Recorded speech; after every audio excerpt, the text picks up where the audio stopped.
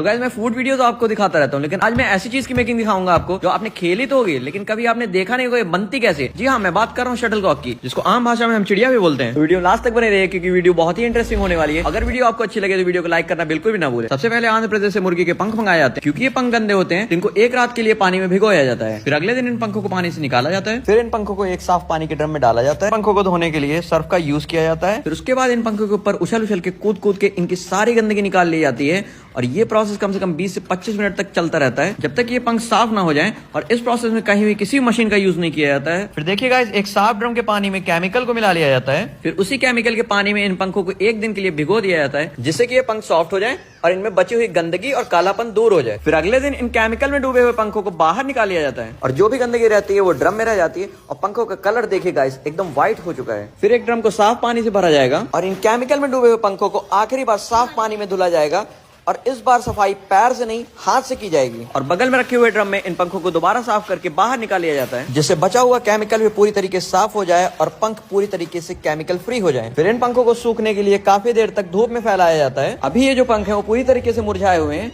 अब इन पंखों को सूखने के बाद एक गोल चक्कर में घुमाया जाएगा, जिससे कि ये पंख निकलने के बाद पूरी तरीके से खिल जाएंगे। तो गाइस, ये जो गोल चक्कर आप देख रहे हैं, इन्हीं में इन पंखों को डाला गया है और 1 से 2 घंटे तक इन पंखों को इसी में ऐसे घुमाया जाएगा, जिसके बाद इन पंखों को जब निकाला जाएगा तो ये पंख पूरी तरीके से खिले हुए होंगे। सो गाइस, आप देख सकते हैं कि कितना खिले हुए पंख निकल रहे हैं बाहर और ये पंख अब पूरी तरीके से रेडी हैं। अब इन पंखों को भरकर कारीगर के पास पहुंचाया जाएगा, जहां पर कारीगर इन पंखों से अब शटलकॉक बनाएगा। सो गाइस, अब पंख आ चुके हैं।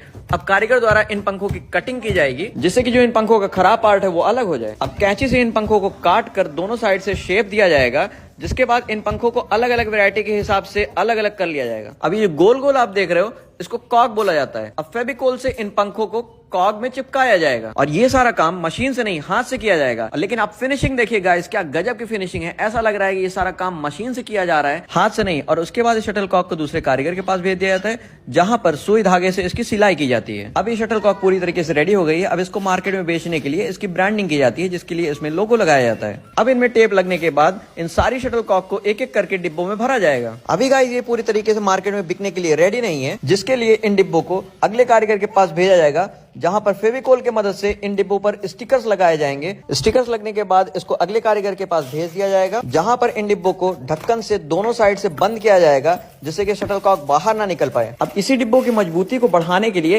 एक लेयर इस पे पन्नी की लगाई जाएगी, जिससे ये डिब्बे पूरी तरीके से एकदम सील पैक कर दिए जाएंगे। इस प्रोसेस में हॉट गन मशीन का यूज किया जाएगा, जिससे इन पन्नियों को एकदम सील पैक कर दिया जाएगा। सो गाइस, ये शटलकॉक का पैकेट अब पूरी तरीके से मार्केट में बिकने के लिए रेडी है। अगर आपको वीडियो अच्छी लगे तो वीडियो को लाइक करिए।